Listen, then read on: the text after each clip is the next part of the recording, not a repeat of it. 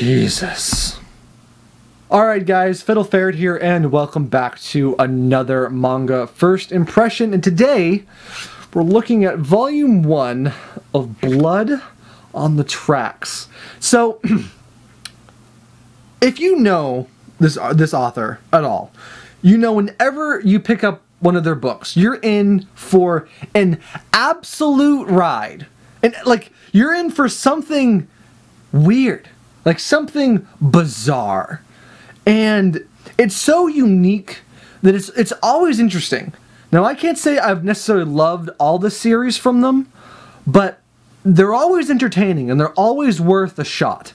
So that's why I went ahead and picked up this volume today and gave it a read. And whoa, wow, it's just like,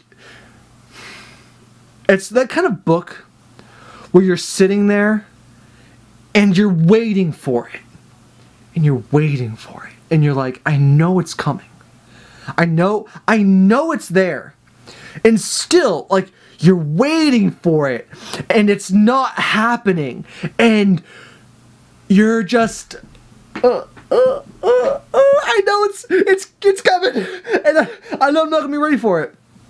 Blood on the Tracks was a great ride. And I really am looking forward to more volumes of it, because the story gives you almost nothing, like zilch, about what's going on. And I love it.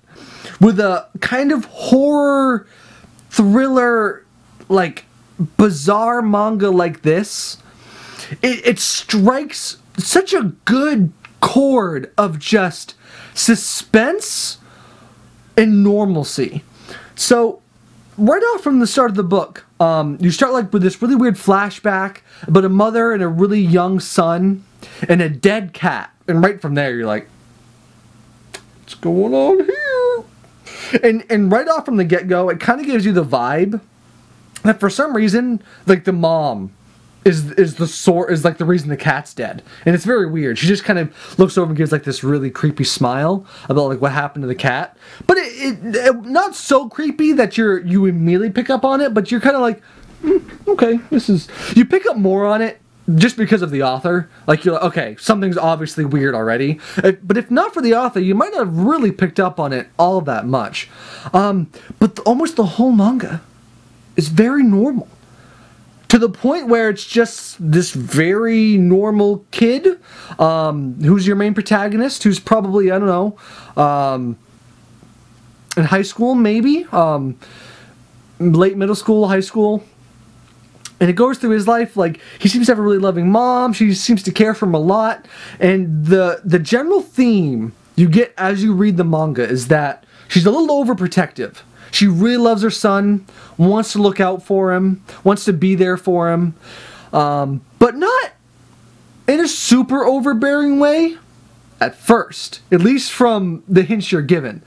And I don't want to like I'm not going to give everything away that happens in this manga, because it truly is worth reading and seeing what happens, at least in the first volume, because who knows what happens after this. And it's very normal. And you have, you know, interactions with him at school. He seems kind of like a shy kid, a little reserved, a little awkward. But as you go, you get like some flashbacks to like when he was in kindergarten and his mom's there. And you go, well, why is she in the classroom? That seems rather overprotective. And then you have a really weird scene where he tells his mom about remembering the cat. And she seems like so overjoyed. Like, she was really happy that he remembers this. She's like teary-eyed and so proud, and she's just, oh. And then as he's leaving, she goes, hey, do you remember how the cat died? And he goes, no. And she just smiles.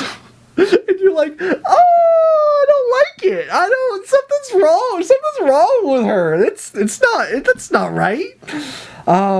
But she gives off this like vibe of such this like loving, like happy mom for her kid. But then there will be times where it gets a little less, a little more on the creepier side almost. And it kind of goes, and then it creeps on you. Nothing has actually happened. And so I'm not kidding. If I can show it to you in kind of book terms here, nothing weird happens until like here. Like you're almost done. Like you're almost done the book until something bizarre happens, or like horrifying happens even. And it sets up the next book ridiculous. Like it leaves you on this cliffhanger of what is happening? What the fuck? I'm scared. We're all scared. Hug me. And I just love it. The suspense was perfect. It really only got like 3 or 4 characters that really got any screen time. But the mom is like definitely the really interesting character. She, the husband seems away a lot, and she kind of has like a couple like barely on screen moments that, you know, she's not super happy about it. She seems she's like that Ba Sing Se lady from Avatar: The Last Airbender. She gives you that vibe a little bit, that smile. And so anyway, this has been a bit of a rambly review, but I absolutely, if you are a fan of previous works, or you're just in general fan of like a suspense, like spooky thriller, then horror maybe even to throw into there, I would definitely recommend Blood in the Tracks. Like absolutely, I thought this was fantastic, but not as weird as so far. Some of this author's other stuff is almost hard to get into because it's so bizarre. Like The Flowers of Evil is so weird that it can be... I can understand where people would have really a lot of difficulty really getting into it.